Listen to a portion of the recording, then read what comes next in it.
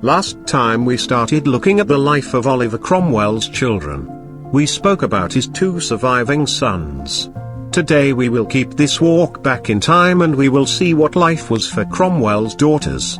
Bridget Cromwell, born 1624, was the Cromwells' eldest daughter and the eldest child to survive into full adulthood. Almost nothing is known about her childhood until 1646. When she married Henry Ireton, senior parliamentarian officer and close confidant of Oliver.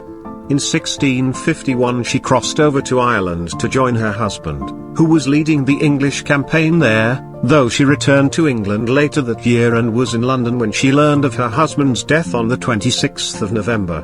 Her widowhood was brief, since in the summer of 1652 she married Charles Fleetwood, another senior officer, who was about to be appointed commander of the army in Ireland. She was with her husband in Ireland from September 1652 until their return to London in September 1655.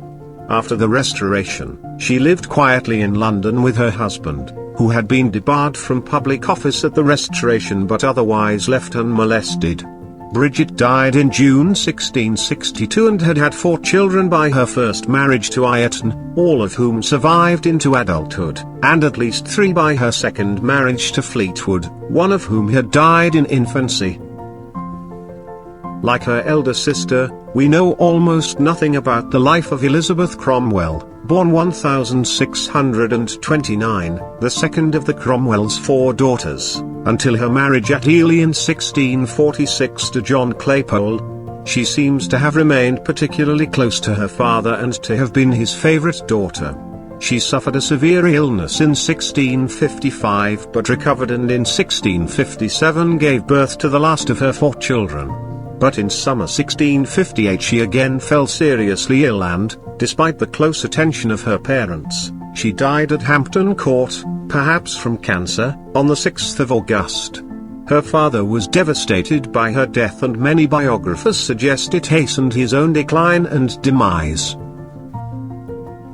Mary, born 1637, the Cromwells' penultimate daughter, was still living in the parental home when her father became protector. During the 1650s there were rumours of various matches but eventually, with suitable encouragement from Secretary of State John Thurlow, her hand was won by Thomas Bellasyse, Viscount and later Earl Fauconberg.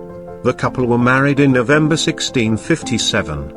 Having toured her husband's family estates in Yorkshire in summer 1658, Mary was back in London in time to be on hand for and to mourn her sister's and her father's deaths.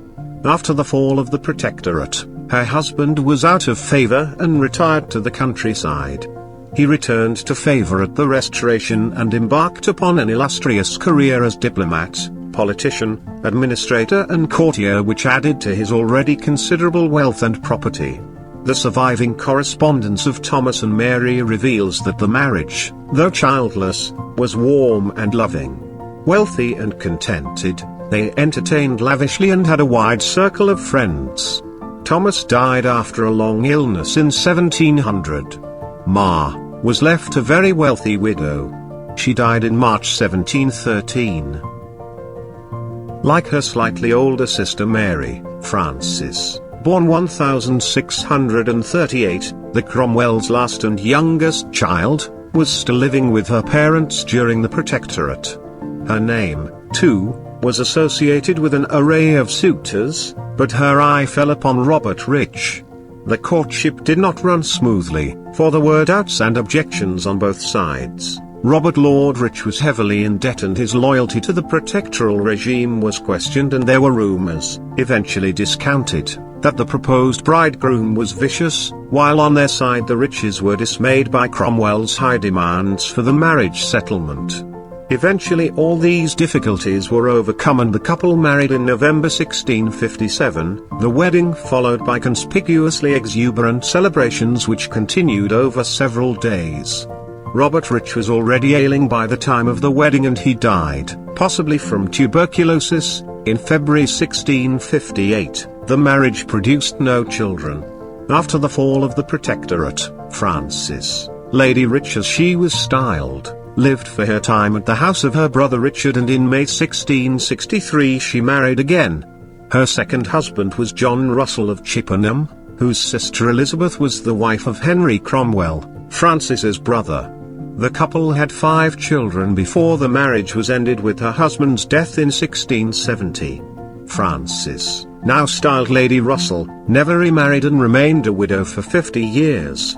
During her widowhood, she became very close to her sister Mary and her husband, and frequently stayed with them. When her own and her eldest son's financial position became precarious in the 1680s, Frances received help from Mary. With the death in fairly quick succession of Richard and Mary, Frances had outlived all her siblings and became the last surviving child of Oliver Cromwell. She died in 1720, leaving instructions to be buried close by her beloved sister. What did you know about Cromwell's daughters before this video? Let us know in the comment section below, and don't forget to subscribe to Fun Facts History channel and ring the bell to be notified for more informative videos. Thank you for watching.